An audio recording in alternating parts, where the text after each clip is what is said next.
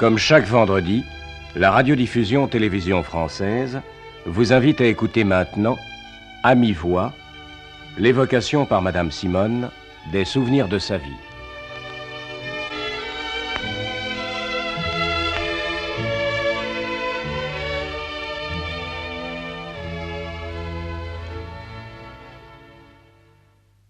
Mes chers amis, la dernière fois, je vous ai raconté les avatars qui ont accompagné la représentation et les répétitions de Chanteclair. Par une espèce de singulier hasard ou de singulier destin, il s'est trouvé que la pièce que j'ai eu à jouer, après Chanteclair, qui s'appelait Le Vieil Homme, elle aussi était une pièce remise, on ne sait pourquoi, de saison en saison. Il y avait en effet, nous avons joué la pièce en janvier 1911. Alors je me rappelle très bien d'avoir entendu parler pour la première fois en 1900, c'est-à-dire 11 ans auparavant, lorsque je venais de me marier. C'est à cette occasion que j'ai fait la connaissance de Porto Riche. C'était dans l'antichambre de la rue du Cirque que j'habitais alors avec le bargier. J'étais une très jeune femme et j'étais absolument saisie par sa beauté, saisie au point qu'en le voyant, je me suis assise.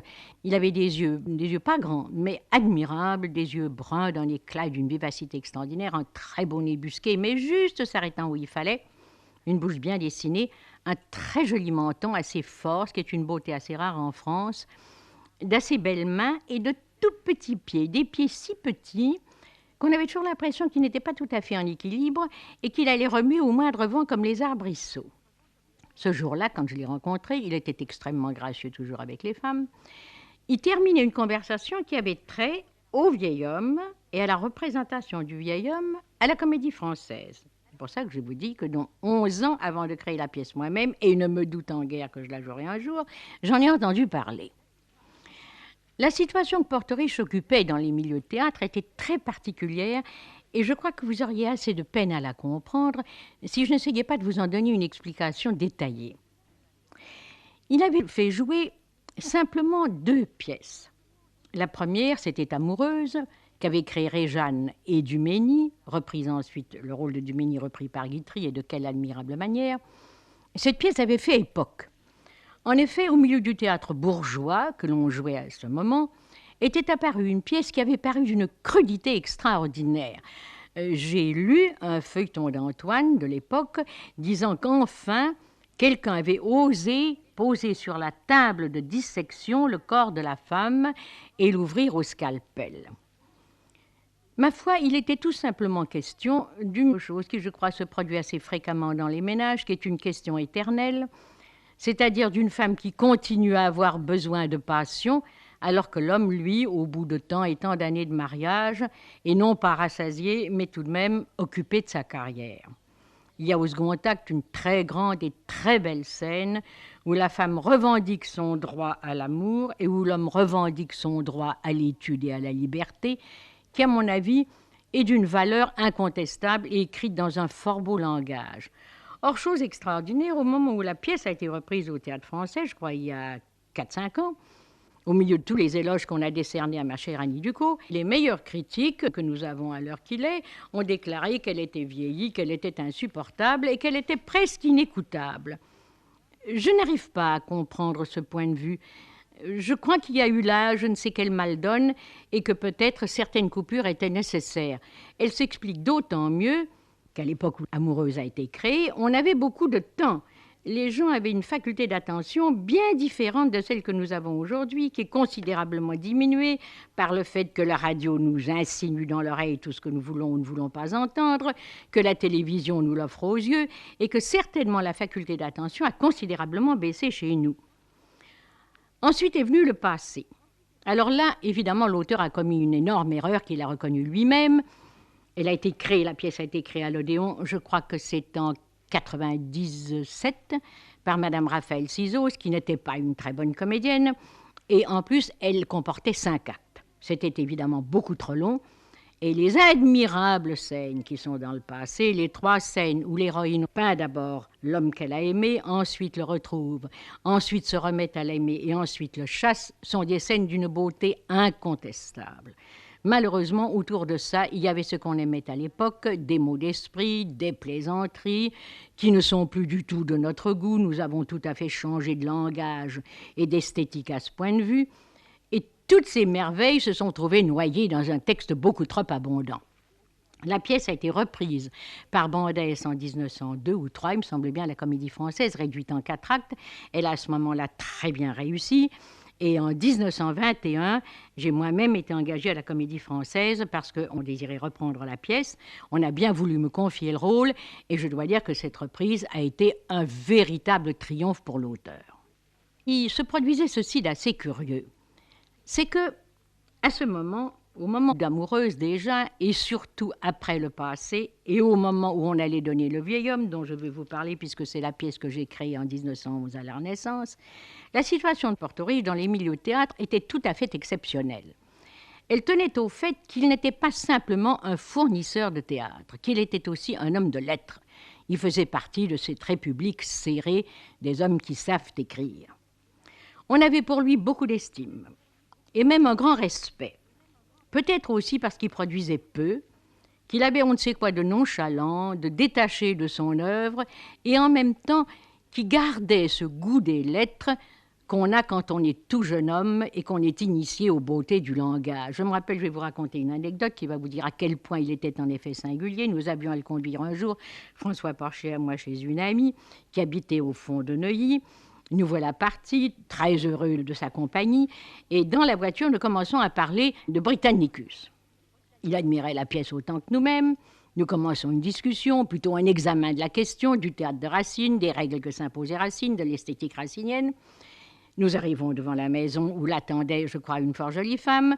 Il descend de voiture, décidé à monter, puis se repenche à la portière et pendant 3 quarts d'heure, ne se souciant fort peu de la gracieuse personne qui l'attendait au 2e étage, a continué à discuter avec nous debout à la portière sur la chaussée de ce qu'était l'esthétique d'un grand auteur du XVIIe siècle.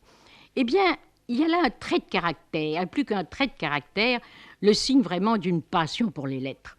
Ceci transparaissait évidemment dans tous ses propos et faisait que toute la jeunesse intellectuelle de l'époque le considérait comme le respectable auteur du moment. Si bien que lorsqu'il commença à composer Le vieil homme, c'est-à-dire, comme je vous l'ai dit, en 1900, et probablement qu'il avait même commencé avant, il ne se trouvait jamais quitte. Il ne lui paraissait jamais qu'il avait assez travaillé, assez poli ses phrases, assez repris ses tirades, si bien que le bienfait de cette grande réputation a à ce moment-là, à mon avis, tourné contre lui.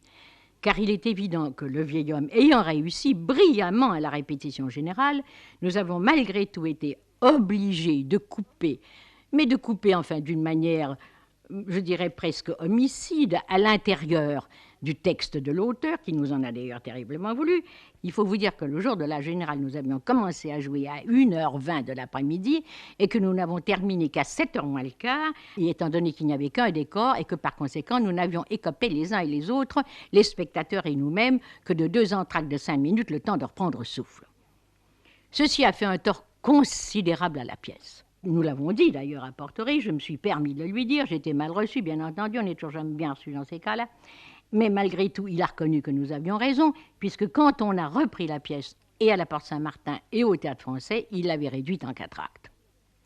Mais ce que je tenais à vous dire, c'est que je vous demandais de ne pas vous laisser influencer par ce qu'on a pu vous dire, en effet, de la représentation d'Amoureuse ou des critiques que vous avez pu lire à l'époque. Je vous demande de vous rendre compte par vous-même. Malheureusement, si vous reprenez ces œuvres, vous allez être absolument gêné par l'abondance du texte. Il faudra, la vérité, avoir le courage de faire comme une nouvelle version. Je vous dirais franchement que c'est ce que je me propose de faire et c'est ce que je compte demander à la radiodiffusion, car je voudrais donner tout de même une audition de la pièce réduite aux proportions qui sont celles des spectacles d'aujourd'hui. Et je suis sûre qu'à ce moment, on se rendra compte que les 3 scènes du passé auxquelles je fais allusion sont les scènes d'un chef-d'œuvre. À côté de Porto Riche, de ce beau Porto Riche, de cet infidèle Porto Riche, il y avait une femme d'une très grande et exceptionnelle qualité qui était Madame de Porto Riche. Je veux vous parler d'elle, non seulement pour vous mettre au courant, mais dans un désir de justice.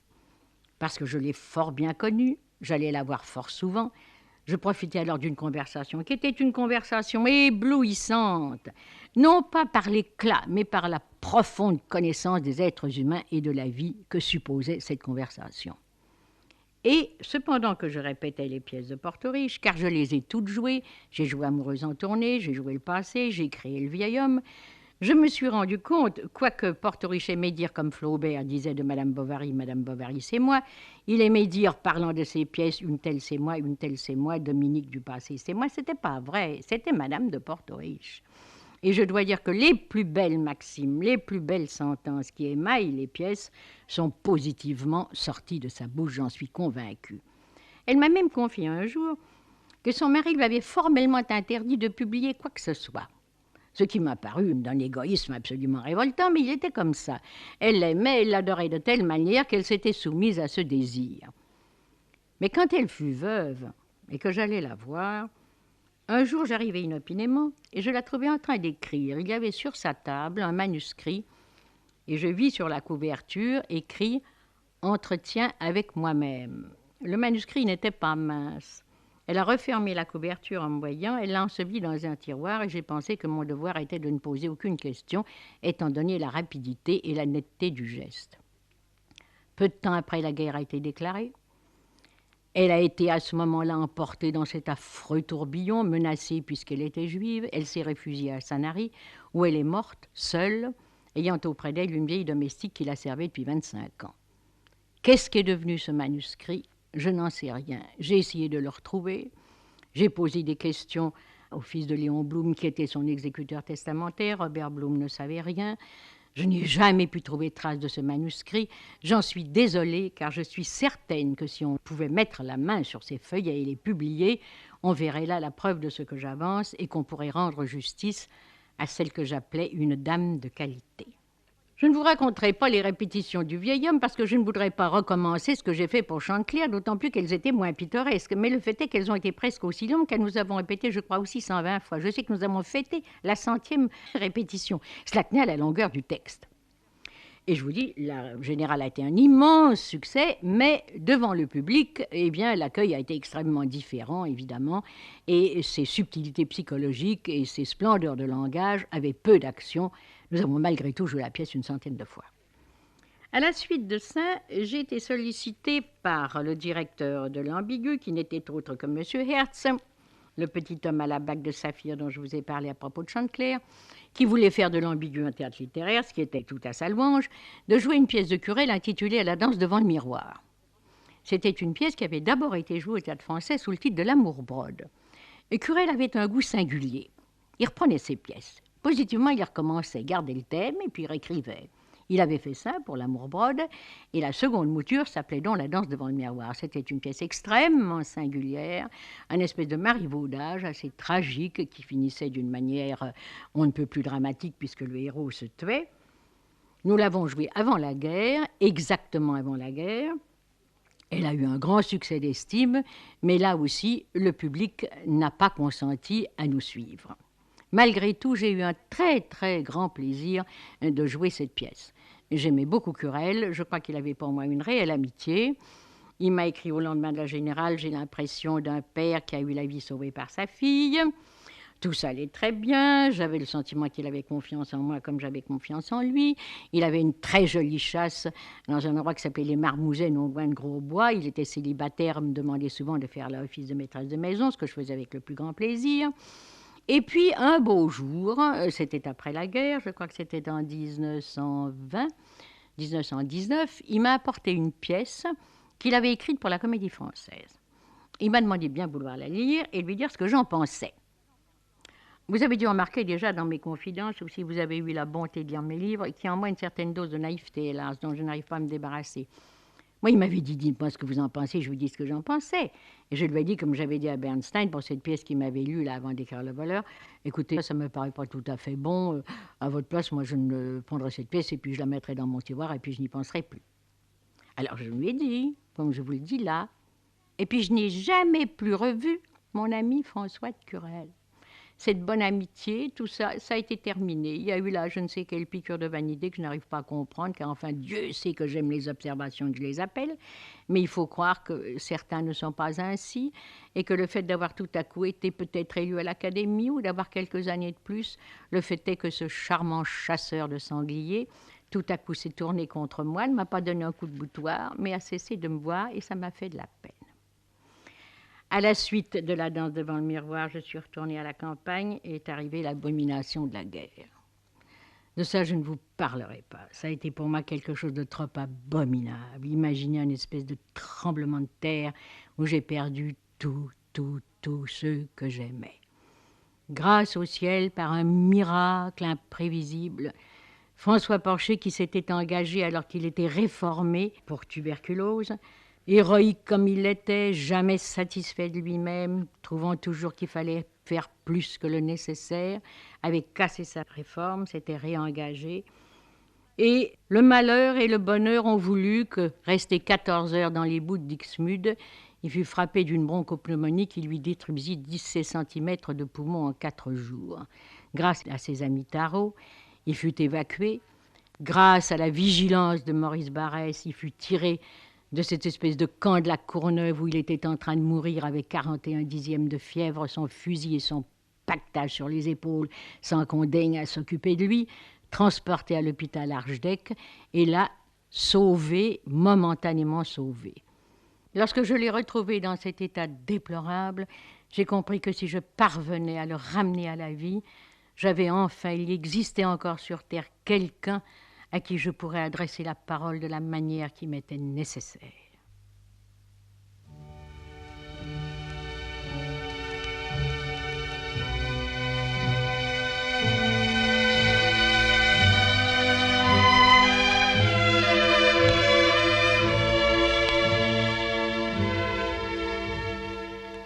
Vous venez d'entendre Madame Simone évoquer pour vous, à mi-voix, les souvenirs de sa vie.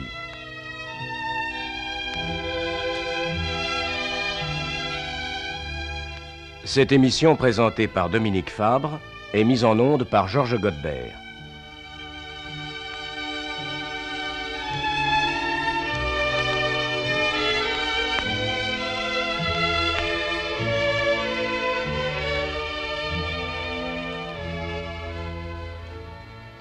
Vous pourrez retrouver Madame Simone sur cette même chaîne vendredi prochain à la même heure.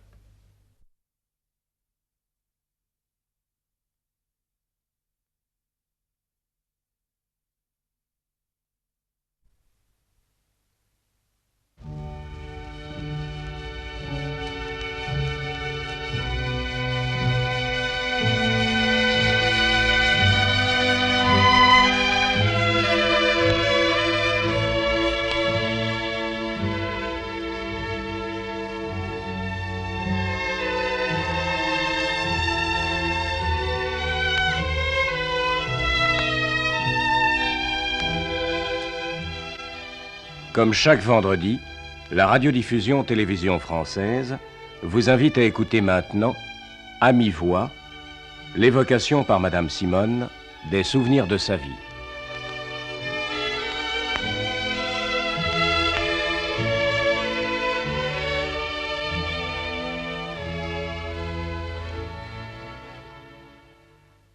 Mes chers amis, avant d'aborder cette période d'après-guerre, il le faut absolument, que je vous parle des amis que j'avais avant la guerre, quand j'étais une personne qui exerçait tout de même un art qui ne représentait pas pour elle une nourriture essentielle.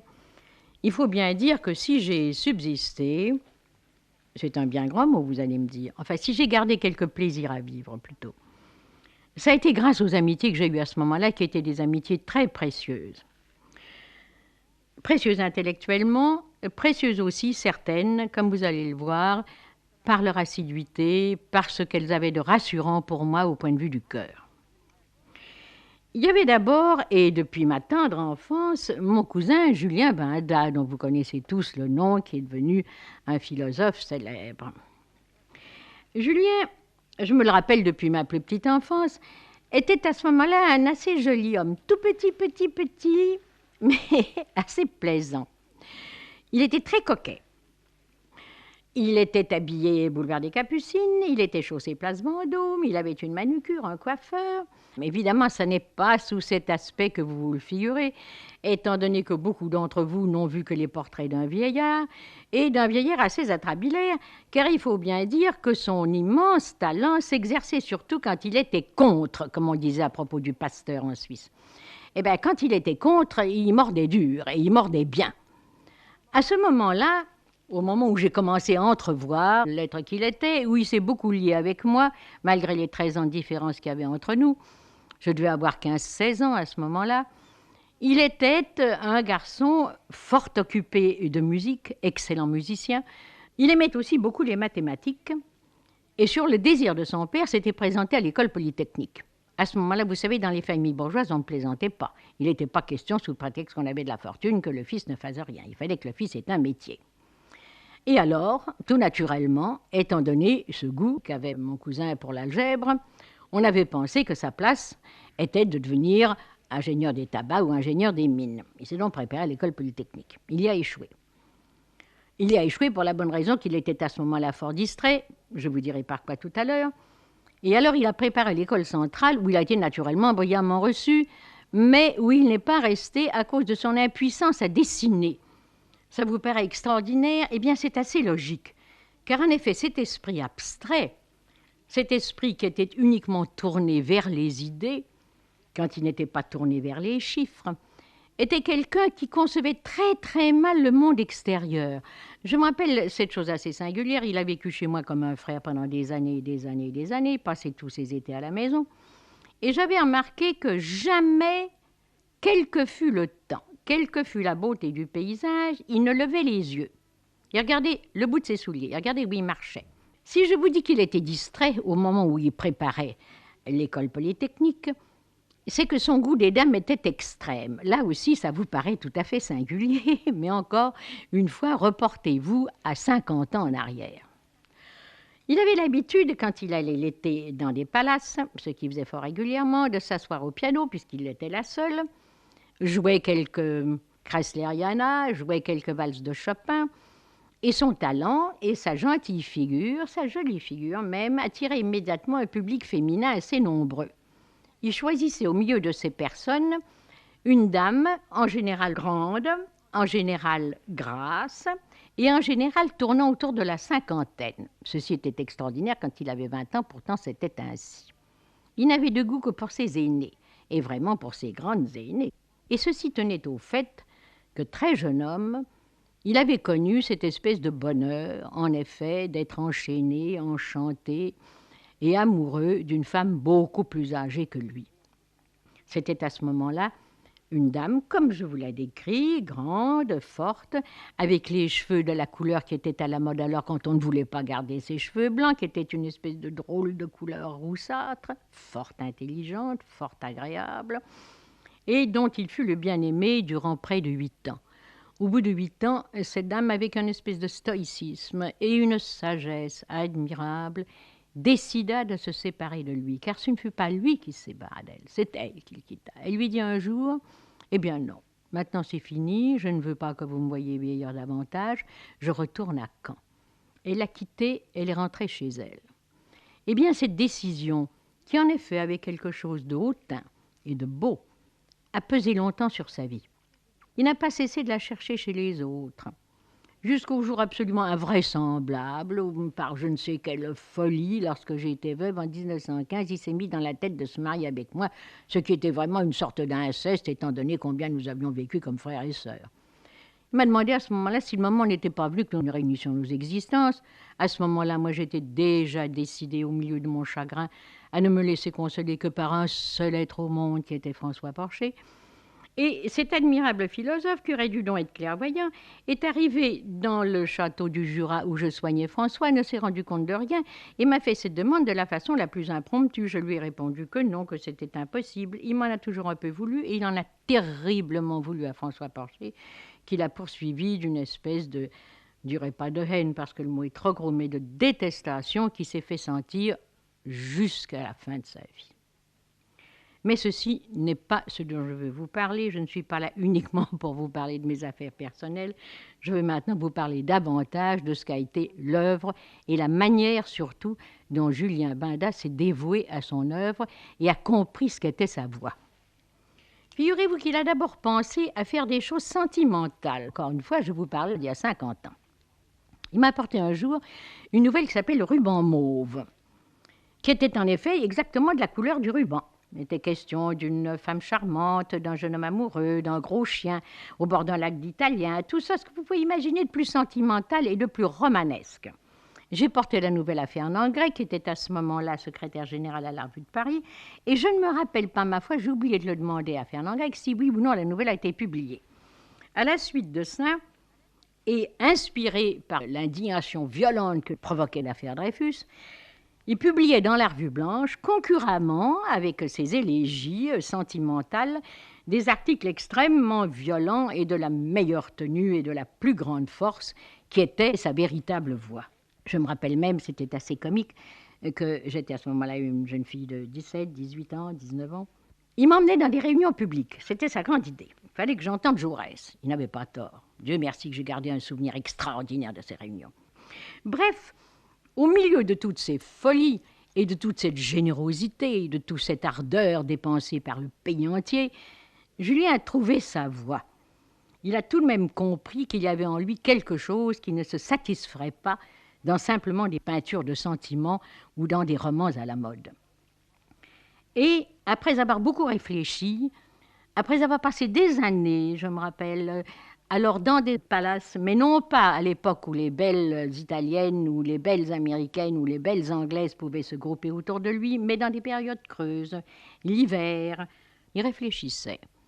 Et de là est sorti un livre qui a été publié, un petit livre, qui a été publié au Cahier de la Quinzaine, un livre admirable, si vous pouvez le trouver, lisez-le, qui s'appelle « Mon premier testament ». C'est un livre absolument étonnant. Il n'a pas eu à l'époque le retentissement qu'il aurait dû avoir, mais je considère qu'entre tous les écrits de mon cousin Benda, c'est le plus précieux, car toute sa doctrine, toute son esthétique y est enfermée, et en somme, toute son œuvre y est enclose.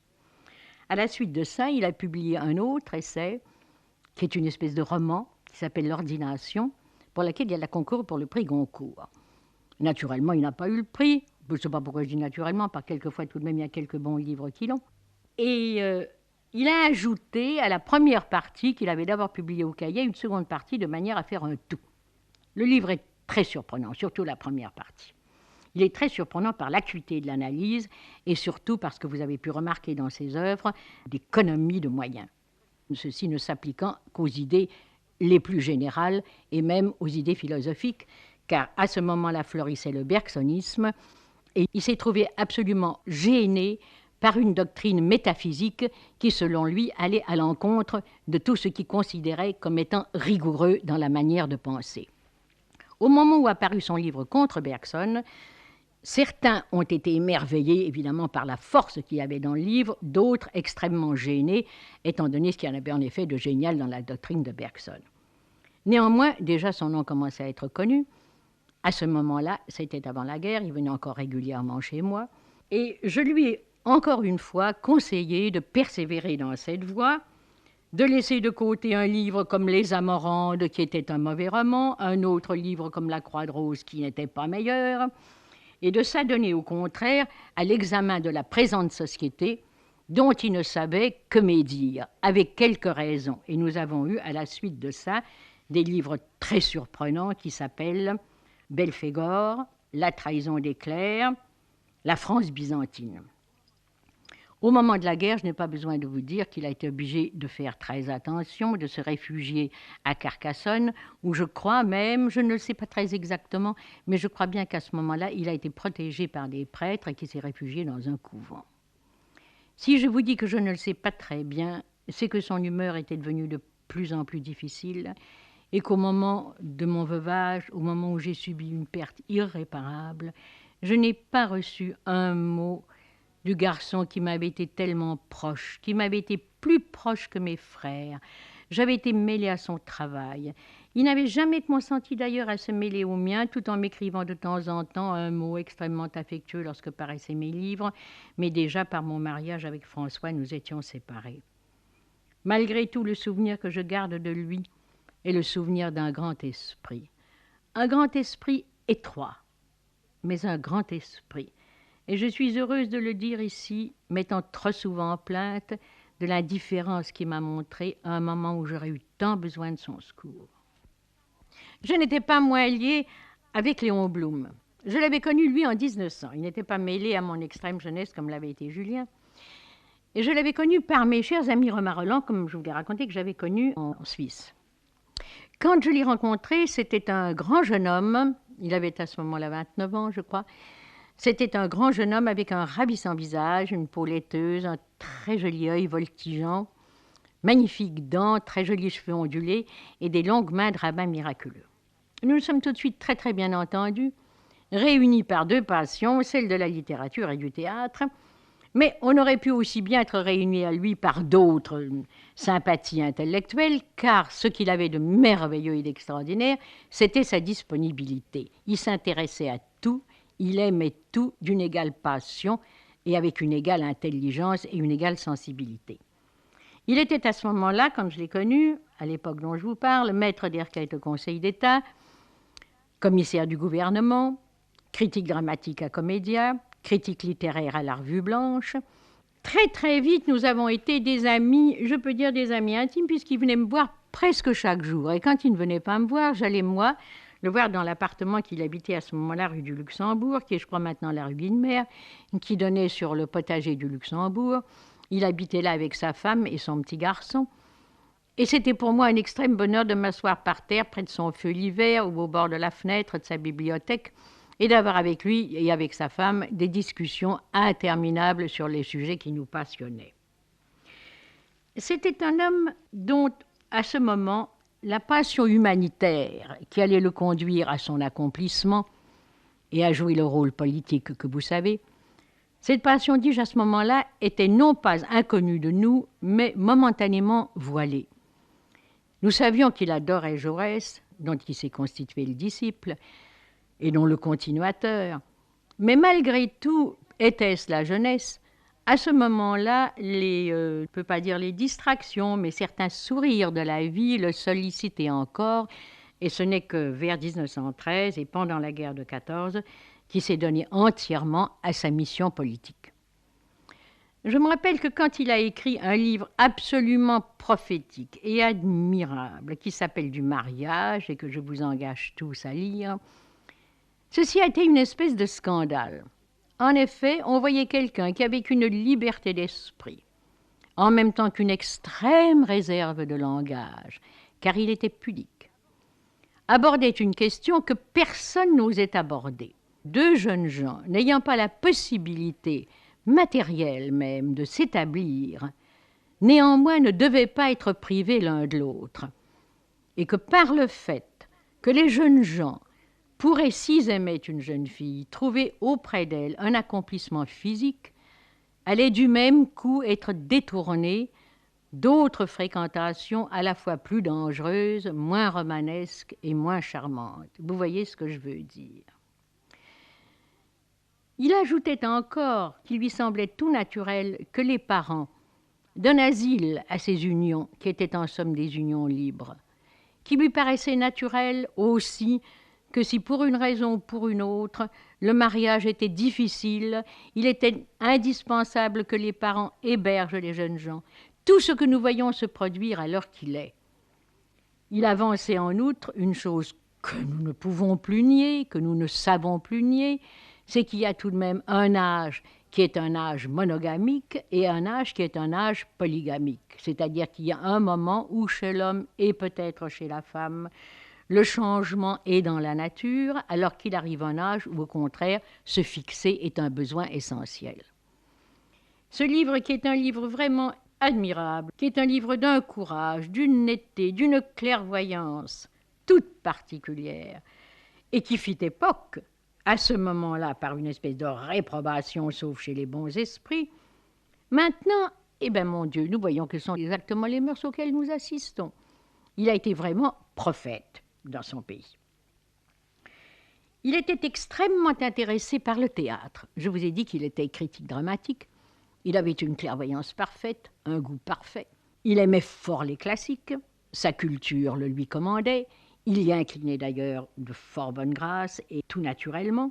Mais je dois dire que ce qui lui était extrêmement sensible aussi, c'était le jeu des acteurs. Je peux, sans me vanter, dire qu'il a été plus amusé par ma carrière pendant le temps où nous nous sommes vus quotidiennement que je ne l'étais moi-même.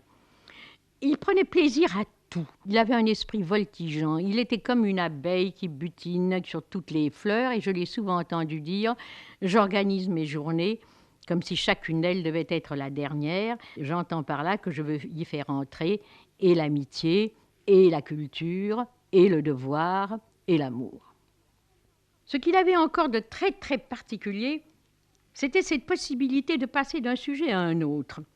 Quand je vous raconte que j'allais le voir comme ça rue du Luxembourg, je le trouvais en train de faire un rapport pour le Conseil d'État. Je m'asseyais et je me demandais si j'allais me taire. Et puis tout de même, comme je suis bavarde, je n'y tenais pas, je lui posais une question. Il posait sa plume, répondait à ma question, comme ça avait été la question toute naturelle à laquelle il s'attendait. Nous nous mettions à discuter, et puis je le laissais, et il reprenait son rapport. Et j'ai entendu dire à mon beau-frère Alfred Porcher, qui donc était vice-président du Conseil d'État, qu'on a rarement eu un commissaire du gouvernement de la qualité de Léon Blum. Nous avons donc été liés, comme je vous dis, pendant 11 ans, nous nous sommes vus chaque jour. Et puis, mon Dieu, pourquoi ne pas le dire, c'est même de Portoriche qui nous a brouillés. Je n'ai jamais très bien compris pourquoi brouiller est un grand mot, étant donné les sentiments qu'il y avait entre Léon et moi. Mais enfin, tout de même, qui a fait que nos rapports se sont terriblement espacés et que pendant de longues années, nous ne nous sommes pas vus. Et puis un jour, nous nous sommes retrouvés, nous nous sommes embrassés fraternellement et je dois dire que nous avons repris la conversation comme si nous l'avions abandonnée la veille.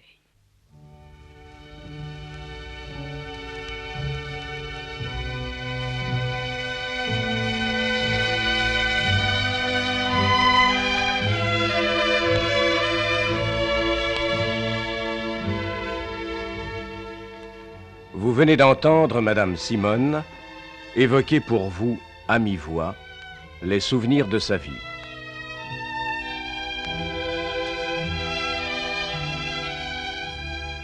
Cette émission présentée par Dominique Fabre est mise en onde par Georges Godbert.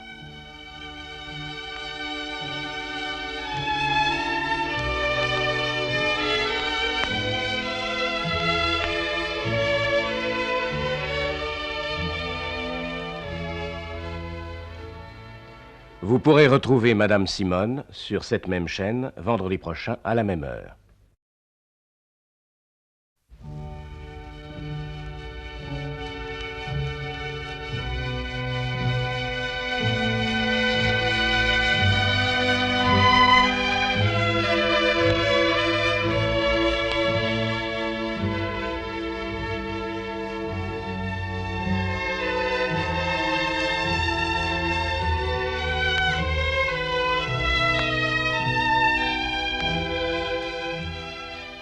Comme chaque vendredi, la radiodiffusion télévision française vous invite à écouter maintenant, à mi-voix, l'évocation par Madame Simone des souvenirs de sa vie.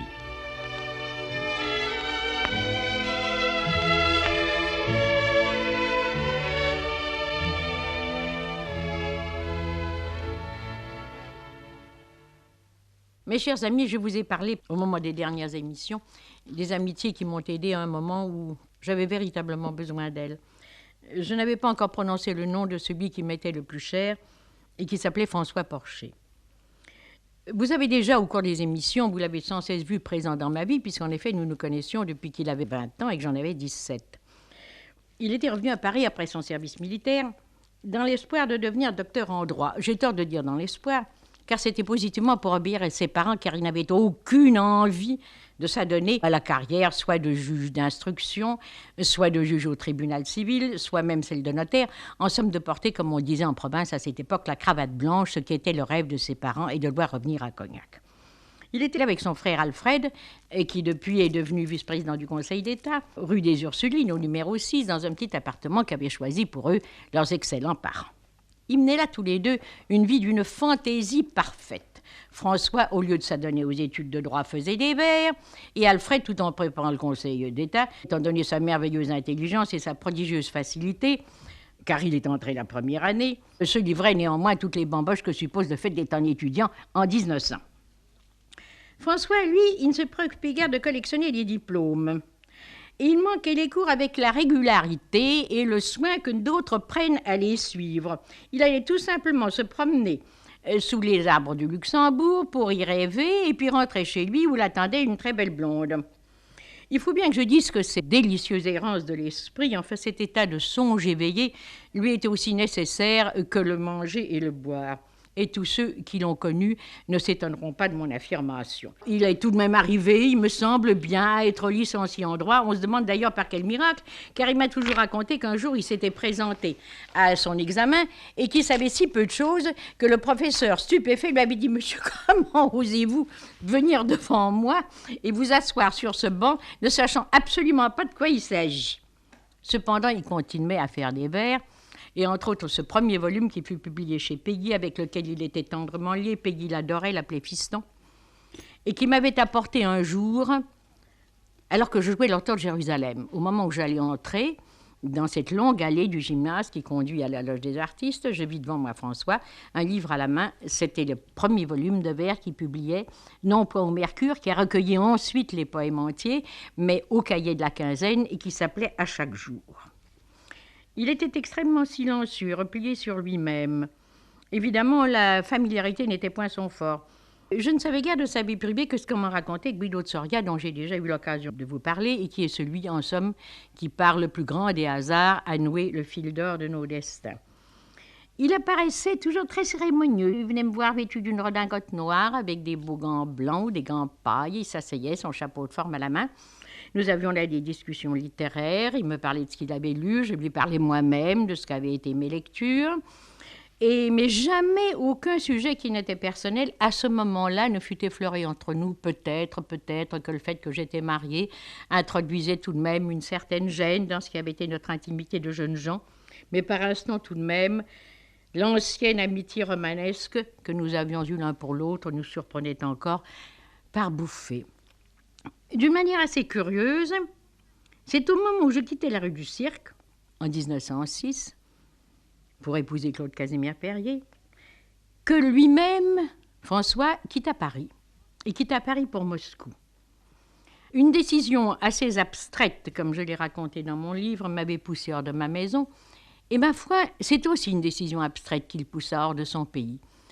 Et ceci dans des conditions assez étranges.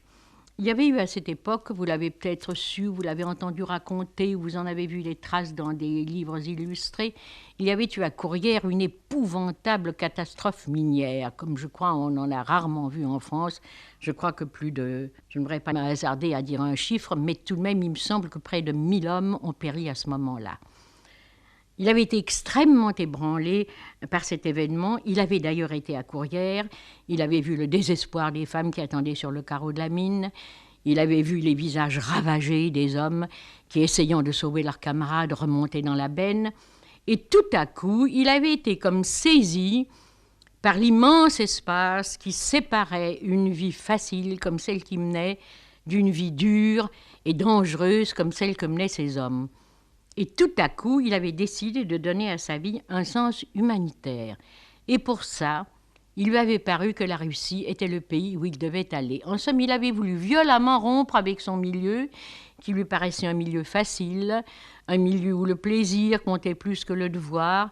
Et étant donné cette très haute vue qu'il avait de ce qu'était le destin de l'homme, il avait décidé à ce moment-là de se rendre dans un pays où, étant donné les mouvements qu'il y avait parmi les étudiants, il comptait en effet trouver une réponse, ce qui explique son départ et ce qui explique que jusqu'en 1913, j'ai été privée de sa présence. Il aurait dû m'amener Peggy à la vérité. C'est par lui que j'aurais dû connaître Peggy, étant donné combien ils étaient liés. Pourtant, ce ne fut pas lui. Ce fut mon cousin Julien Binda. Julien me disait souvent, tu vois, je vais de temps en temps dans une étrange boutique où se trouvent des hommes, là, qui dans l'obscurité, dans une espèce de pièce qui n'a pas plus de lumière qu'une cave, discutent des questions les plus abstraites. Il t'intéressera énormément, mais je ne veux pas t'emmener là, parce que tout de même ta présence les déconcerterait peut-être. Mais je vais t'amener le plus génial d'entre eux, c'était Peggy. C'est en 1907 qu'il est venu chez moi pour la première fois. Et j'ai vu entrer... Naturellement, étant donné l'homme extraordinaire qu'il était, je ne vous étonnerai pas en vous disant qu'il n'était ni plein de morgue, ni plein de suffisance. Je laisse ça aux hommes de demi-pointure. Mais cependant, fort à l'aise, un homme qui était plutôt petit, avec un visage, une tête absolument ronde, des yeux bruns, un peu myopes, un regard errant, un petit nez rond, une bouche assez forte, des dents irrégulières, le cheveu châtain, une barbe blonde qui se partageait en deux pointes, en somme sans beauté, mais néanmoins avec un regard qui était d'une beauté insolite. Il était bavard, et je dois dire que, au premier instant, et pendant le dîner qui a suivi, je n'ai absolument pas reconnu la qualité exceptionnelle de l'hôte qui m'était amené. Il parlait d'une voix absolument monotone. Aucun mot ne dépassant l'autre, assez semblable, comme débit, comme ton, comme articulation, à celui qu'un professeur qui fait la dictée.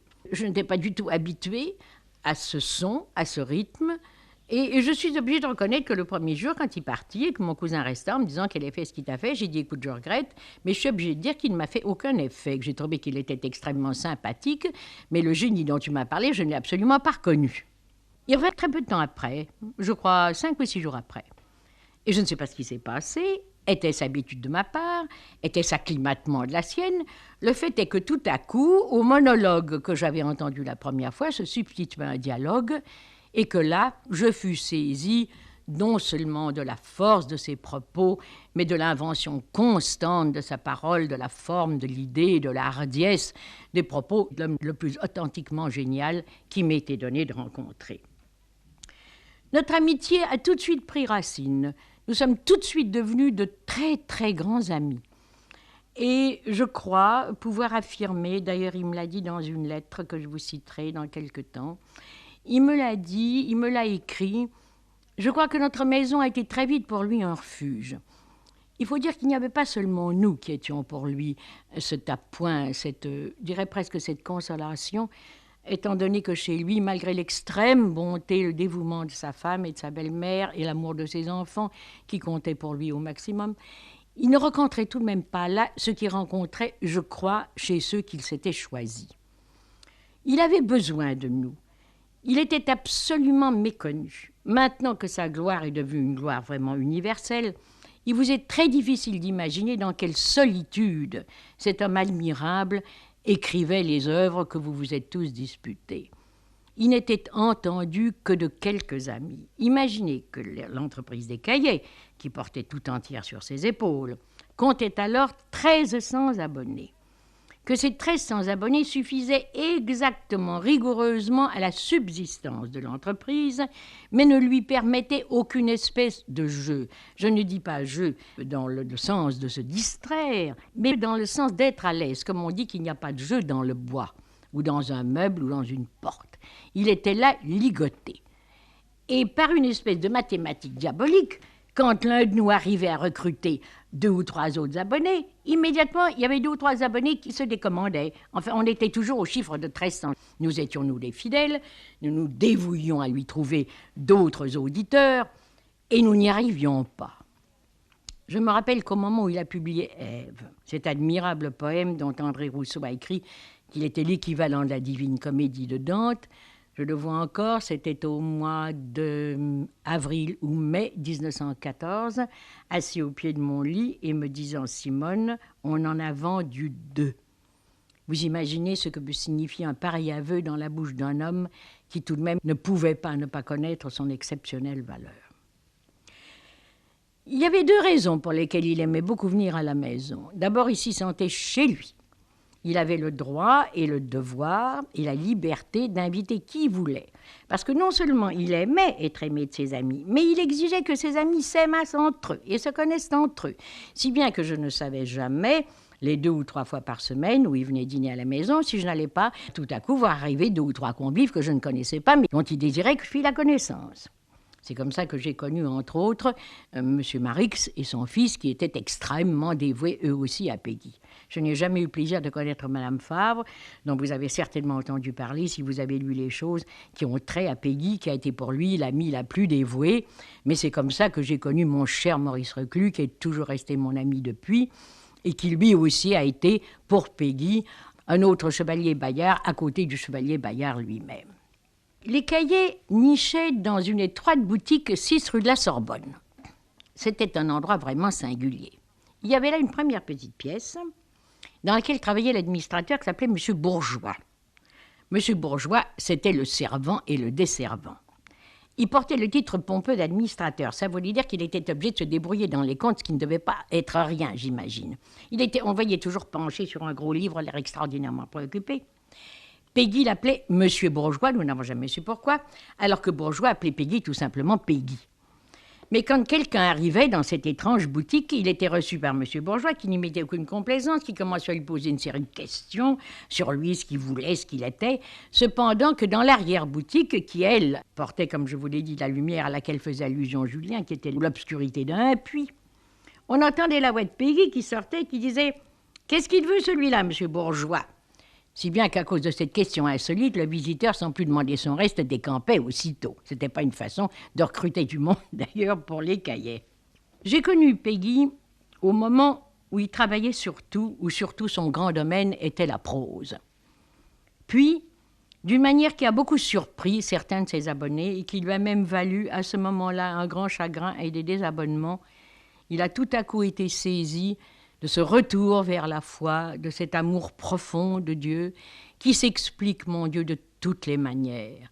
Quand on connaît ce qu'il y avait d'absolu dans ce grand cœur d'homme, quand on connaît ce besoin de se donner entièrement à ce qu'il y a de plus haut, qu'est-ce qu'il y avait de surprenant pour nous qui le connaissions dans ce retour à la foi? Le fait est que le premier fruit de cette dévotion fut le mystère de la charité de Jeanne d'Arc. Il avait déjà écrit une Jeanne d'Arc, comme vous savez, quand il avait 20 ans. Une première Jeanne d'Arc, qui est celle que, assez maladroitement, à mon avis, on a joué au Théâtre Français, étant donné qu'elle ne comporte aucune des extraordinaires beautés que comportent les 3 mystères qu'il a écrits ensuite et qui sont en somme des paraphrases de cette première Jeanne d'Arc. Quand il me l'avait donné à lire, je lui avais dit, écoutez, Charles, il y a beaucoup de blancs. Car en effet, les passages principaux étaient séparés par des blancs énormes qui tenaient presque autant de place que le texte. Et je lui avais dit, il vous reste à remplir les blancs. Quand il a commencé à écrire le mystère de la charité de Jeanne d'Arc, il m'a dit, Simone, je vous ai écouté, je remplis les blancs. Il a écrit à ce moment-là le mystère de la charité, le mystère de l'espérance, le porche de la 3e vertu, qui sont autant de chefs-d'œuvre. Au moment où il écrivait en prose, nous avons eu le bonheur d'avoir Victor-Marie Comte Hugo, et en 1913 ou 14, il me semble, je ne voudrais pas dire une fausse date, mais 13 ou 14, 2 volumes extraordinaires qui s'appellent L'Argent et L'Argent Suite. Cependant, peut-être à cause de ma profonde dévotion à la poésie, j'ai eu un bonheur qu'a rapporté François Porcher dans l'admirable préface qu'il a écrite aux œuvres complètes en vers de Péguy parues à la Pléiade. J'ai eu le bonheur de ramener Péguy au vers régulier, et ça de la manière que je vais vous raconter. Il venait très souvent chez moi, à Trie, où j'avais une assez jolie maison à ce moment-là, pour se décharger de tous ses fardeaux, toutes ses responsabilités, de toutes ses fatigues. Il venait là, il avait là sa chambre du samedi au lundi. Un soir, il est venu, et je me suis assise à ses pieds. J'ai tiré un volume de la bibliothèque, c'était Sagesse de Verlaine, qui ne connaissait pas, car il vivait encore sur tout ce qu'il avait appris à l'école. Il n'avait pas le temps, le pauvre. Où aurait-il pris le temps de lire autre chose que les manuscrits qu'il publiait dans les cahiers de la quinzaine? Et d'ailleurs, il se contentait fort bien de savoir par cœur Polyeucte et de savoir par cœur les plus grands vers d'Hugo. Bref, il ne connaissait pas Sagesse. Je lui ai lu, je suppose que la majorité d'entre vous le connaissent fort bien, mais s'il se trouve parmi mes auditeurs quelqu'un qui n'a pas encore lu Sagesse, je le supplie d'ouvrir le livre au moment où il y a le sublime dialogue échangé entre Dieu et le pécheur. C'est une série de sonnets qui commence par « Mon Dieu m'a dit, mon fils, il faut m'aimer ». J'étais donc assise à ses pieds, je lui ai lu la suite de ses sonnets. Il n'a rien dit. Il s'est levé, c'était après dîner, il nous a souhaité une bonne nuit, il s'est retiré et le lendemain matin, il m'a apporté le premier des sonnets dédiés à Sainte-Geneviève. Je n'oublierai jamais ce moment. Lui non plus, il faut croire, puisqu'il a dit à Julien Binda, qui hélas me l'a répété quand la mort était passée, la raison pour laquelle j'ai pour Simone une affection particulière, c'est qu'elle m'a fait reprendre ma Jeanne d'Arc et qu'elle m'a amenée au vers régulier. Eh bien, ce même printemps, à la demande de Peggy, j'ai obtenu de Calmette qu'il veuille bien faire paraître dans le Figaro une suite des sonnets à Sainte-Geneviève. Je sentais que ça ferait un très, très grand bonheur à Peggy et j'espérais que peut-être cela lui amènerait quelques lecteurs. On a donc publié, il me semble bien, 4 des sonnets à Sainte-Geneviève. Admirable. Le résultat a été une dizaine de désabonnements. Vous voyez à peu près ce qu'était la possibilité d'apprécier la poésie de Peggy au moment où je parle. Comme je vous ai dit, il aimait particulièrement venir à la maison, non seulement parce qu'il y sentait chez lui, mais parce qu'il était l'ami aussi de Claude Perrier et l'ami militaire, puisque tous les deux étaient lieutenants de réserve au 276e d'infanterie et qui faisaient ensemble leur période de 28 jours au camp de Sercotte. Il attachait une très grande importance à ce moment. Il n'allait pas du tout là comme quelqu'un qui quitte la vie civile et qui revient à la vie militaire. Je dirais pour être plus exact qu'il appartenait à la vie militaire et qui rentrait ensuite dans le civil, en conservant tout de même le bonheur, le souvenir de ces jours où il marchait avec ses 150 bonshommes, comme il disait, ce qui était pour lui d'une importance capitale. Il sentait venir la guerre, il en parlait sans cesse, et l'amour ardent qu'il portait à la France faisait qu'il considérait ceci non pas comme une corvée, comme la plupart des civils qui s'en vont accomplir leur période, mais comme un devoir essentiel. Il se trouve aussi que par une curieuse coïncidence, cet homme possédé d'une foi si ardente et qui m'en parlait parfois comme un voyageur parle d'une contrée inconnue à quelqu'un qui ne veut pas encore la visiter, il se trouve que par un curieux hasard, les dernières paroles que j'ai entendues de lui sont des paroles qui se rapportent à cette foi ardente. Il était venu me voir à Trie, et après déjeuner, nous avions décidé d'aller jusqu'à la cathédrale de Gisors, que je voulais lui montrer, qu'il ne connaissait pas. Elle a été en partie détruite par la guerre, je crois reconstruite, mais elle était à ce moment-là un monument plein d'atmosphère, plein de recueillement, plein d'ombre. Nous y avons été tous les deux, nous avons fait le tour de la cathédrale, et à un moment, nous sommes arrivés devant un mur qui portait une pierre gravée. Et sur cette pierre gravée, chose assez curieuse, il y avait détaillé d'une façon singulièrement précise l'aspect du chevalier qui reposait au pied de ce pilier. Il y avait quelque chose comme ici repose dans son armure Charles de Chaumont, à ses pieds son lévrier, à sa droite l'épée à pommeau d'or qui lui servit à la guerre. Et même les détails allaient plus loin. Il était question de son juste au corps de velours, je me rappelle très précisément de son col de dentelle, et même de sa chevelure blonde et de ses yeux bleus. Et je me suis tournée vers Peggy, et je n'ai pas pu m'empêcher de lui dire, en lui montrant la dernière ligne, « Ainsi ressuscitera-t-il le jour du jugement ». Je lui ai dit, « Vous croyez ça ? Vous croyez ça littéralement ?» Je me rappelle encore, il m'a saisi aux épaules.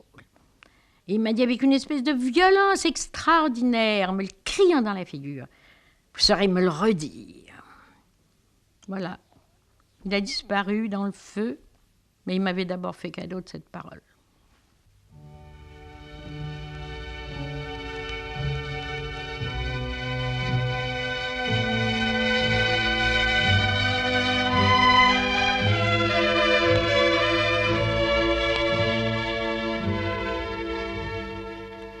Vous venez d'entendre Madame Simone évoquer pour vous, à mi-voix, les souvenirs de sa vie.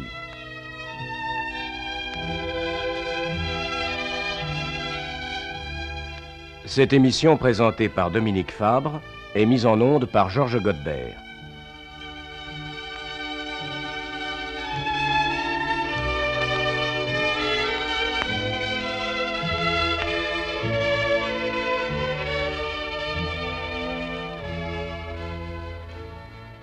Vous pourrez retrouver Madame Simone sur cette même chaîne vendredi prochain à la même heure.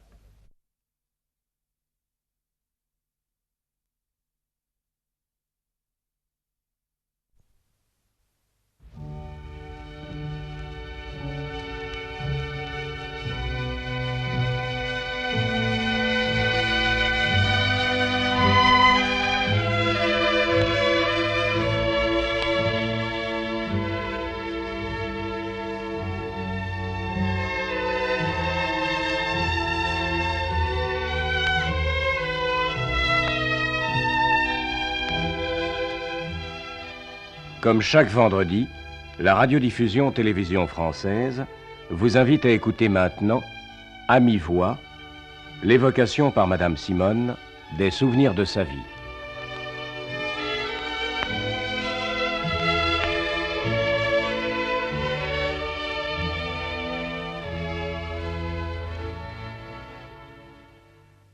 Mes chers amis, la dernière fois, je me suis donc arrêtée en vous parlant de cette parole sublime que m'avait dite Peggy en me quittant.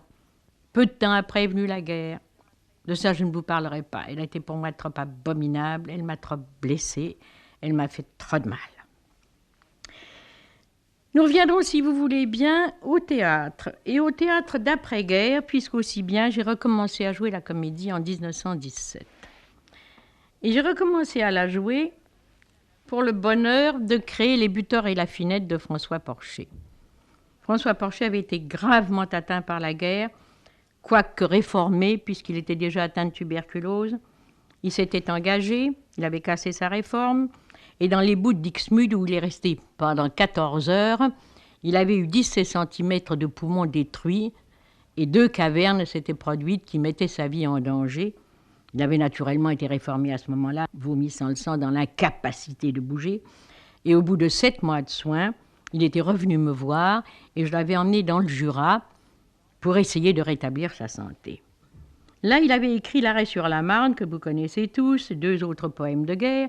Mais au moment où j'avais récité L'Arrêt sur la Marne à la Sorbonne, j'avais été frappée du fait que le poème était conçu comme une pièce, en somme comme 3 actes. Et aussi, en le disant, l'actrice que j'étais, que je redevenais, sentait le mouvement interne, un mouvement vraiment théâtral, un mouvement vraiment dramatique. Et je lui avais conseillé à ce moment-là, je lui avais dit, mais vous devriez écrire une pièce. Il m'avait dit, j'en suis incapable, pourquoi me poussez-vous à faire ça? Je ne suis qu'un poète. Et finalement, il m'avait tout de même écouté, et ayant trouvé un ravissant sujet, qui m'avait d'abord exposé en me parlant. Est-ce que vous croyez que je pourrais faire une pièce en imaginant la jeune duchesse de Luxembourg, comme ça, toute frêle, jeune fille de 18 ans, qui arrive sur un pont et qui se trouve en présence de la force de l'armée allemande? Je lui avais dit, ceci est un commencement. Mais qui est cette jeune fille dans votre esprit? Il m'avait dit, dans mon esprit, c'est la France. Et c'est comme ça que sont nés Les Butors et la Finette. Dans ce petit château du Jura où je l'avais emmené pour tâcher de le guérir de cette horrible maladie, ça a duré 5 ans d'ailleurs. Nous avons comme ça, après dîner, l'un à côté de l'autre, encore plein de la désolation que nous causait la guerre, plein de l'espoir aussi qu'elle finirait glorieusement pour nos armes, nous avons composé le scénario des Butors et la Finette dans une espèce d'émulation joyeuse, à la fois joyeuse et mélancolique. La pièce a été reçue, non pas par un directeur, mais par 4 directeurs qui se sont réunis sous l'égide de Quinson et de Gémier, et qui ont monté la pièce. C'est là que Gémier a essayé pour la seconde fois et réussi d'une façon prodigieuse cette merveilleuse mise en scène sans rampe qu'il avait d'abord essayé, je crois, dans une pièce qui était Le Marchand de Venise. Ça a été un prodigieux succès. À la suite de ça, j'ai eu le bonheur de jouer encore de François Porcher, La jeune fille aux joues roses. Puis Copeau a monté La Dauphine, Le Chevalier de Colomb. Puis La Race errante avec Freinet. Dulin a monté Tsar Lénine. Puis j'ai joué Un roi, 2 dames et un valet. Et enfin, j'ai monté Le lever du soleil à la Comédie Française, hélas, après que mon cher compagnon avait disparu. Mais cette pièce qu'il avait encore signée avec moi et que la Comédie Française a jouée en 1947. À part ces pièces en vers que j'ai eu le bonheur de jouer et le grand honneur de jouer, j'ai eu celui, non pas de découvrir, mais tout de même d'amener au grand public Steve Passeur avec L'acheteuse à l'œuvre, et ensuite de jouer Une vilaine femme du même auteur, qui aussi a été un immense succès. Si je vous parle de ces 2 pièces, particulièrement, et des pièces de François Porcher, c'est qu'elles signifient une chose, c'est qu'à cette époque, le théâtre littéraire avait droit de citer. Or, je ne crois pas qu'aucune de ces pièces aurait pu être jouée de façon régulière avant l'époque d'après-guerre, c'est-à-dire après que Copeau, que François, dans un article de la Revue de Paris, avait appelé le législateur du théâtre, avant que lui ait rendu au public le goût du théâtre littéraire. Mais si étrange que cela paraisse, il y a eu à cela une collaboration, et une collaboration qui, aux yeux de certains, a été une collaboration néfaste pour le théâtre et que moi je continue à trouver bienfaisante. C'est le cinéma. Je me rappelle que dans une discussion qui a eu lieu autour de cette question, et où Jean-Louis Barrault a pris la parole, il n'était pas de mon avis. Il disait, on voit bien quand vous parlez de ça que vous n'êtes pas directeur de théâtre, le cinéma nous prend une quantité de public. Je lui ai dit, en effet, je parle plus en auteur qu'en directeur, mais je suis obligé de constater que c'est depuis que le cinéma capte l'attention du spectateur qui ne désire voir qu'une pièce dans laquelle il y a un conflit, comme on disait autrefois, que tout à coup, le mot, sire le mot, comme disait Battier, a repris sa place. Et quoique Battier ait détesté en effet le mot, quoiqu'il ait semblé vouloir travailler contre lui, il faut tout de même reconnaître qu'il a monté beaucoup de pièces qui étaient des pièces purement littéraires. En somme, le cartel, tout ce que le cartel a représenté après Copeau, c'est-à-dire Dulin, Jouvet, Batty, eh bien il est certain qu'eux ont eu la possibilité de donner au public des pièces purement littéraires dans la mesure où le besoin de pièces à situation était contenté par le cinéma. Je persiste à croire que mon point de vue est le bon. Je ne vois pas comment on aurait joué Intermezzo, comment on aurait joué Cromder le Vieil, comment on aurait joué La race errante de François, Tsar Lénine, comment on aurait joué L'acheteuse de passeurs et tant d'autres pièces si le préjugé de la pièce à situation, si la nécessité même pour le public d'une distraction très superficielle n'avait pas été contentée par le cinéma. En somme, félicitons-nous que l'image ait pris cette importance. Évidemment, à un certain point de vue, je crois que c'est mauvais, parce qu'il est hors de doute que la faculté d'attention du public a considérablement baissé. Mais disons la faculté d'un très, très vaste public. Cependant que s'est formée une élite qui, elle, au contraire, réclame des pièces d'une autre qualité. Il est évident, par exemple, que des pièces comme les pièces de Tchekhov, entre autres, qui viennent de triompher, comme Les Trois Sœurs, comme Ivanov, comme des pièces de ce genre, auraient été positivement impossibles à jouer sans cette espèce de décantation qui s'est faite par le fait du cinéma. Je crois que c'est le grand fait du théâtre d'après-guerre. On dit souvent qu'il n'y a plus les grands acteurs qu'il y avait autrefois. Ben, ma foi, c'est un petit peu vrai. Nous n'avons pas l'équivalent de Sarah, nous n'avons pas l'équivalent de Mounet, nous n'avons pas l'équivalent de Réjeanne, nous n'avons pas l'équivalent de ce qu'était Eleonora XII. Ceci est vrai, nous n'avons pas l'équivalent de Guitry. Mais nous avons beaucoup de bons acteurs. Nous avons surtout beaucoup de bons acteurs comiques, à mon avis. Ce qui manque, c'est le grand emploi, ce que nous appelons dans notre jargon le grand emploi. Et encore une fois, je crois que ceci tient encore au cinéma.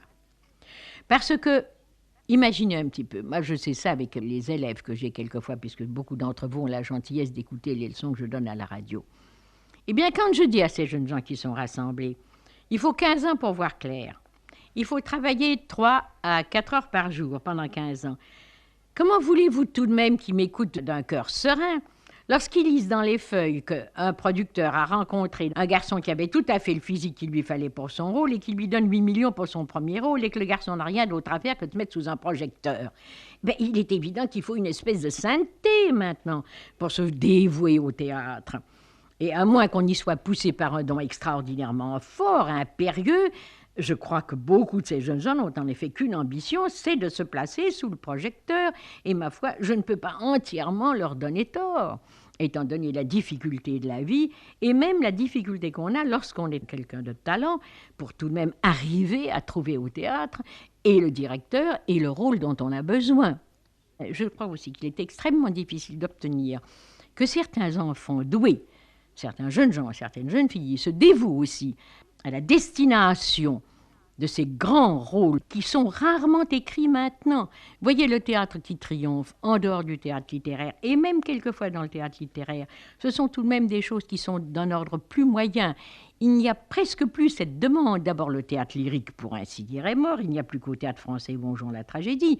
Mais on ne voit pas bien un auteur se mettant à écrire maintenant un drame en vers. Vous ne voyez pas quelqu'un écrivant Cyrano ou L'Aiglon. Alors, par le fait que la demande n'existe plus, il est assez curieux de voir, c'est comme un organe qui dépérit. Et alors nous voyons beaucoup de charmants acteurs de genre, nous en voyons même de délicieux et de rares, nous ne voyons presque plus apparaître, en effet, le grand premier rôle. Et quand on m'en demande la raison, encore une fois, je réponds toujours, c'est parce qu'on n'écrit plus de grands rôles. Et alors, quand l'auteur se plaint de ne pas trouver ce qu'il demande pour interpréter la pièce dans laquelle il y a ce rôle, c'est une question de savoir est-ce que c'est l'œuf qui a commencé, est-ce que c'est la poule qui a commencé. Et personne ne peut trancher la question, mais nous sommes en présence du fait. Et ce fait est regrettable. Néanmoins, je pense que nous devons nous féliciter de voir naître tant de fantaisistes. Je crois qu'à l'heure qu'il est, nous avons, par exemple, dans le fait de Robert Hirsch, dans le fait de Charon, dans le fait de Lamoureux, des acteurs qui sont l'équivalent et peut-être même supérieur à ce qu'était un homme comme Boucher, à ce qu'était un homme comme Berry, à ce qu'était même la grande troupe comique des variétés au moment où moi j'ai commencé à aller au théâtre. Un homme comme Brasseur, un homme comme Guy étaient évidemment de très bons acteurs, mais ce n'étaient pas, à mon avis, des acteurs qui avaient la variété et l'étendue, enfin l'éventail grand ouvert des acteurs dont je parle ici. Il faudrait donc que les hommes de lettres prennent le parti de voir la vie peut-être d'une façon moins sombre et se décident à écrire des rôles pour ces ravissants fantaisistes, mais je vais vous répondre à ça, qu'on n'écrit que ce qu'on peut et qu'on n'écrit pas ce qu'on veut. On écrit ce qu'on est commandé d'écrire. Et il est évident que quand on traverse une époque comme celle que nous traversons, qui tout de même est assez menaçante, et surtout quand on est des auteurs qui aiment se pencher sur les problèmes d'ordre psychologique, très naturellement, je crois que c'est le premier rôle alors qui vient à l'esprit. C'est tout de même le drame de l'homme, le drame de la femme ou même le drame du couple. Eh bien, pour cela, il faut bien dire qu'on n'est pas très, très favorisé. Mais enfin, il ne faut pas perdre espoir. Je crois malgré tout que le goût du théâtre renaîtra. Il renaîtra d'une façon, à mon avis, extrêmement luxueuse. Je crois qu'étant donné le cinéma, la radio, la télévision, c'est-à-dire les arts mécaniques qui maintenant se sont emparés du théâtre, peu à peu ce qu'est le théâtre parlé, c'est-à-dire l'acteur sur le théâtre, va devenir dans quelques années un luxe égal à celui de la lettre écrite à la main, en face de la machine à écrire, comme le parchemin était au Moyen-Âge, et qu'alors peu à peu la représentation deviendra si spécieuse, si luxueuse, tellement travaillée, tellement ornée, qu'elle a grande chance de devenir quelque chose d'assez parfait. Par conséquent, je crois qu'il ne faut pas se plaindre. Il faut toujours accepter son temps, il faut même l'aimer, il faut même le louer, et se dire que puisqu'en somme, c'est ainsi que les choses se présentent à nous, notre devoir est d'en tirer le meilleur parti possible.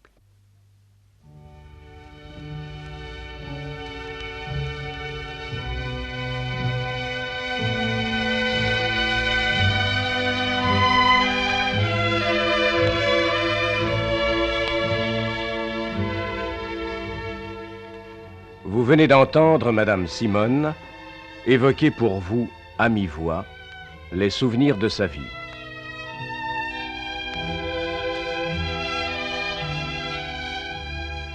Cette émission présentée par Dominique Fabre est mise en onde par Georges Godbert.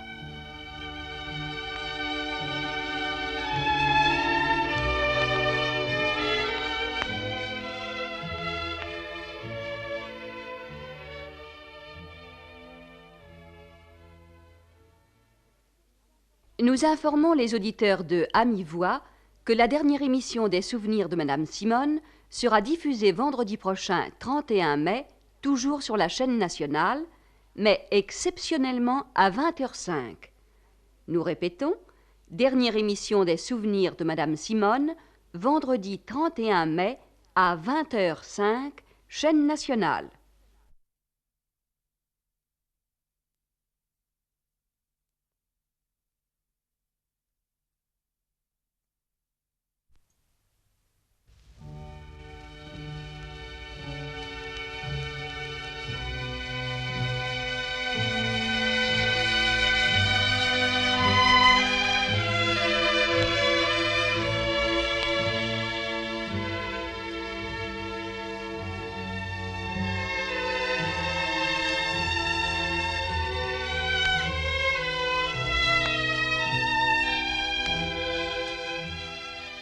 Comme chaque vendredi, la radiodiffusion télévision française vous invite à écouter maintenant, à mi-voix, l'évocation par Madame Simone des souvenirs de sa vie.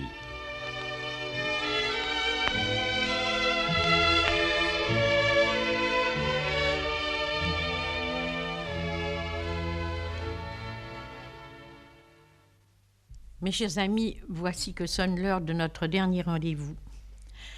Et avec votre permission, je voudrais la consacrer à un travail qui est mon travail littéraire et qui m'est vraiment essentiel.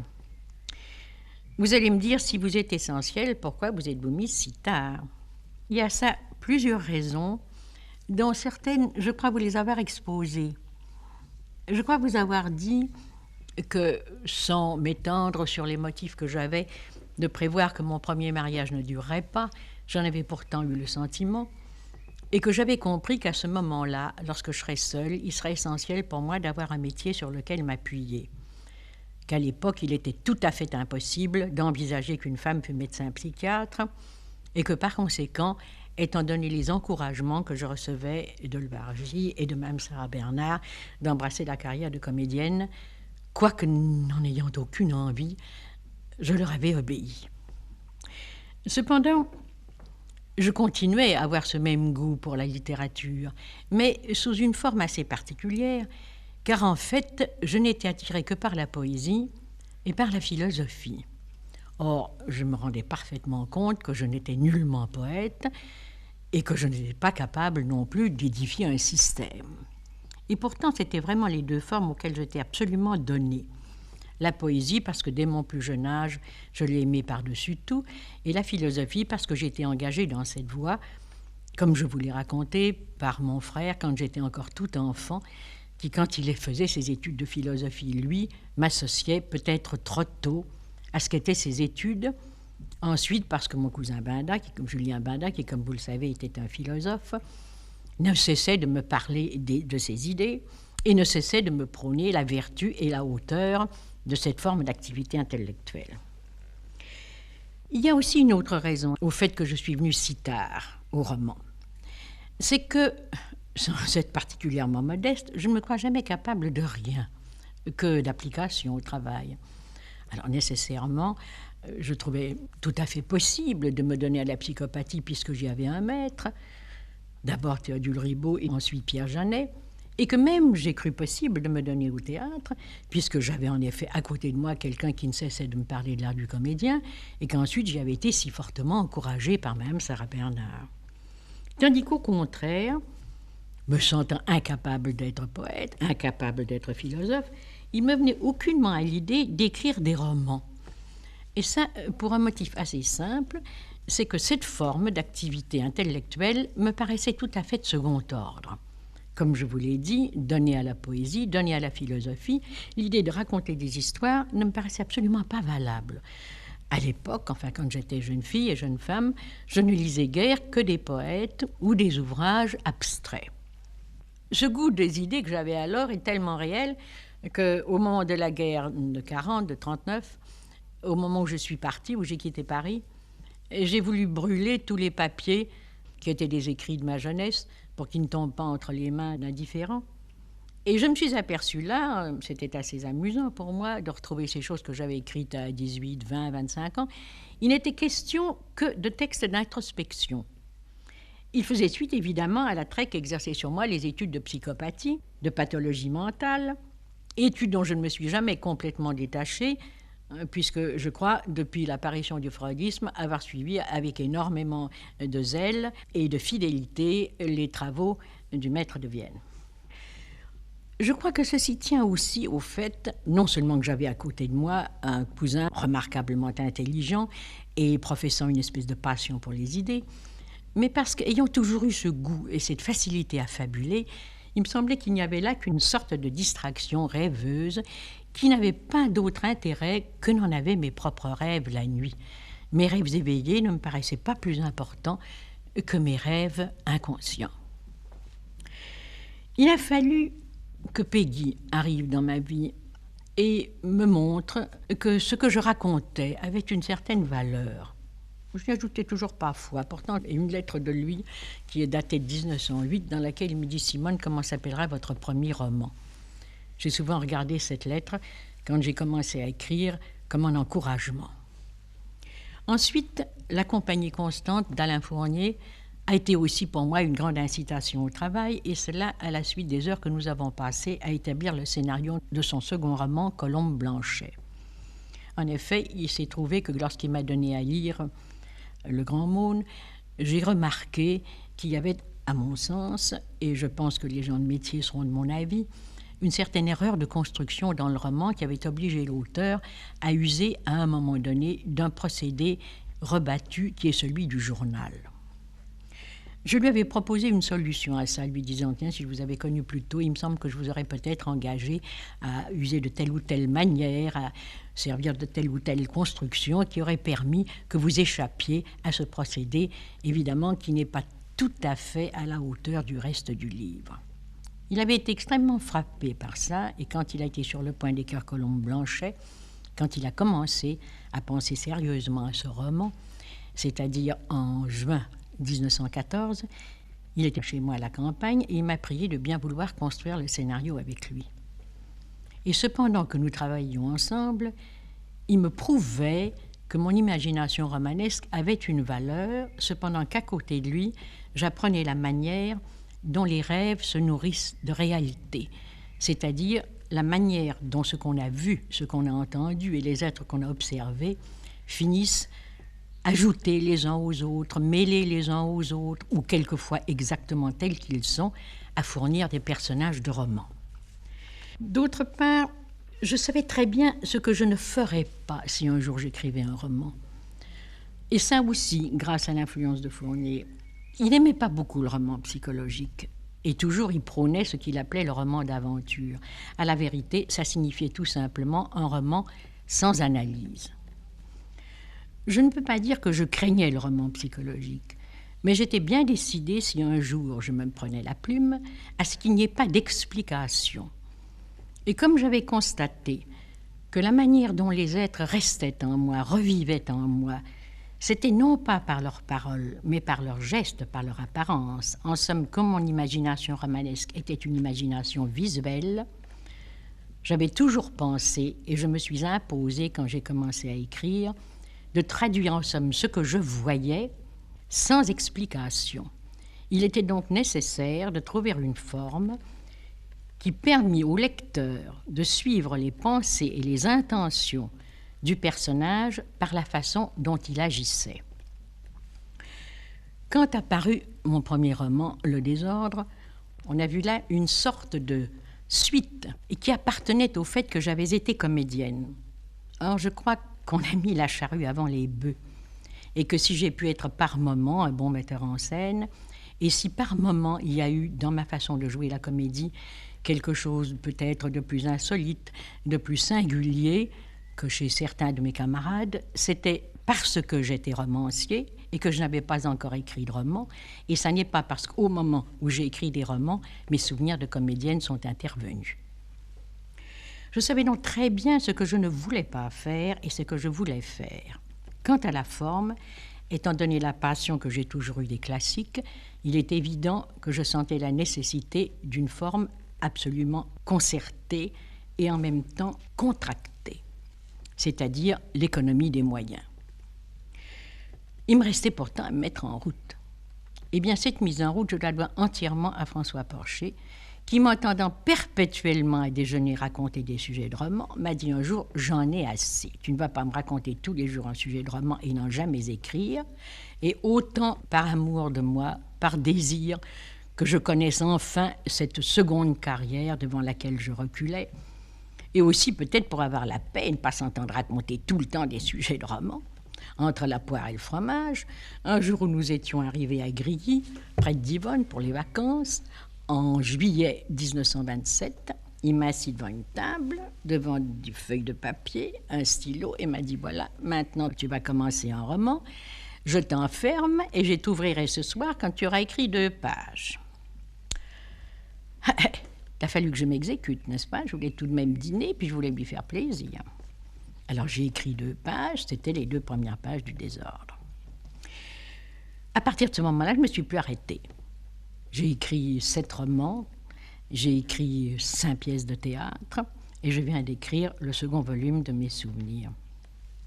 Il n'est pas besoin de vous dire quelle reconnaissance immense j'ai au mari qui a bien voulu m'obliger à affronter cette seconde carrière qui me permet, à un moment où les autres se reposent, de ne pas me reposer, mais au contraire, de continuer à travailler plus que jamais. Lorsque j'ai publié Le Désordre, on l'a reçu avec énormément de bienveillance, et on a dit comme c'est merveilleux, un roman de femme qui est un roman objectif. Je me permets de dire que non, que mon roman n'était pas objectif. Mon roman était comme tous les romans, il était subjectif, mais un roman l'est plus ou moins.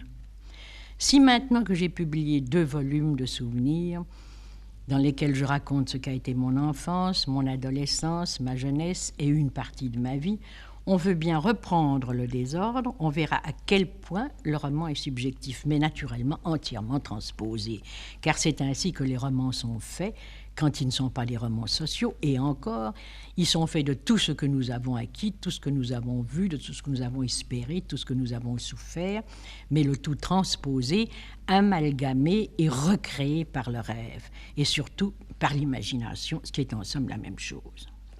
Je crois en effet qu'il n'y a pas de roman entièrement objectif. Dirait-on, mais si, par exemple, le roman de Balzac, qui est un roman social, est un roman entièrement objectif. Eh bien, à ça aussi, je crois qu'on peut répondre non, pas entièrement. Je crois que même le choix du sujet suffit peut-être à situer l'auteur. En effet, ça n'est pas par hasard que l'on prend tel ou tel sujet. Ça n'est même pas par calcul. Je parle naturellement des romans inspirés. Je crois qu'elle a une nécessité qui nous échappe même, mais que, par exemple, la psychanalyse retrouve, puisqu'on a fait des études psychanalytiques très intéressantes des auteurs, du caractère des auteurs, d'après leur œuvre. Il m'a toujours semblé que dans certains romans, qui sont des romans qui paraissent à première vue objectifs, c'est-à-dire très loin de ce qu'on connaît de la vie du romancier, on se trouve en présence, quand le romancier est heureux, d'un roman qui peint ce qu'il redoute.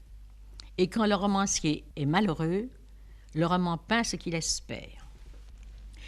Pour ce qui est du théâtre, je dirais qu'il m'est arrivé exactement la même aventure. Je n'avais jamais pensé écrire de pièces, et quand on me disait « vous allez écrire des pièces, vos romans sont construits très souvent comme des pièces », je disais « non, je suis incapable d'écrire une pièce ». Toujours la même maladie. Lorsqu'un jour, Gaston Battier est venu et m'a demandé de lui écrire une pièce sur Émilie Brontë, puisqu'un jour j'avais parlé du personnage devant lui, qu'il avait été frappé de ce que j'avais dit. Là encore, je me suis trouvée contrainte. Après avoir beaucoup refusé, j'ai dit très bien, je vais vous donner 1 mois de ma vie. Pendant ce 1er mois, je tâcherai d'écrire le 1er acte. Et vous verrez qu'on ne peut pas faire une pièce sur Émilie Brontë, puisque tout ce qu'on sait d'elle, c'est qu'on ne sait rien. Je me suis mise au travail. Au bout du 1er mois, la pièce était finie. Battier a bien voulu la trouver bonne, et Marguerite Jamois l'a jouée d'une façon admirable avec Reggiani. Que faut-il conclure de tout ça? Eh bien, mon Dieu, qu'il est bien heureux, quand on a joué la comédie pendant 35 ans, de pouvoir encore écrire. Car, comme je vous le disais tout à l'heure, quand on a beaucoup travaillé, qu'on a tant aimé le travail, il doit être bien triste de se dire tout à coup qu'on reste chez soi, évidemment à s'instruire, à se cultiver, mais qu'on n'a plus ce bonheur d'être en contact avec des êtres humains en leur transmettant ce qui sont vos émotions les plus profondes. Tout ce que je souhaite donc, c'est non pas de pouvoir me reposer, mais de travailler, de continuer à travailler.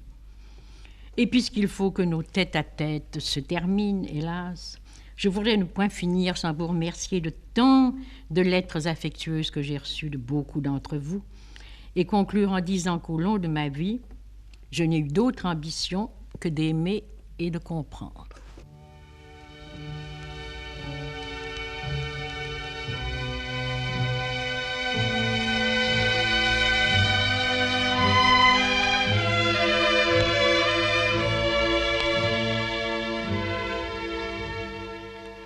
Vous venez d'entendre Madame Simone évoquer pour vous, à mi-voix, les souvenirs de sa vie.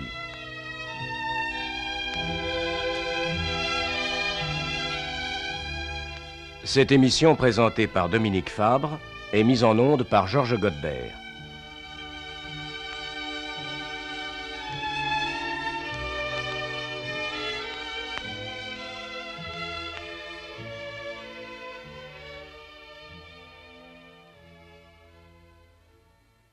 Nous avons le plaisir d'informer les auditeurs amis de cette émission et les jeunes artistes qui s'intéressent à l'art du comédien que dès mardi prochain, 4 juin, Ils pourront retrouver Madame Simone sur cette même chaîne à 19h, comme par le passé, pour son cours d'interprétation dramatique. Les séances d'enregistrement public de l'art du comédien ont lieu tous les jeudis à 13h45 au Club d'essai 37 rue de l'Université et tous les renseignements concernant cette émission sont communiqués sur place.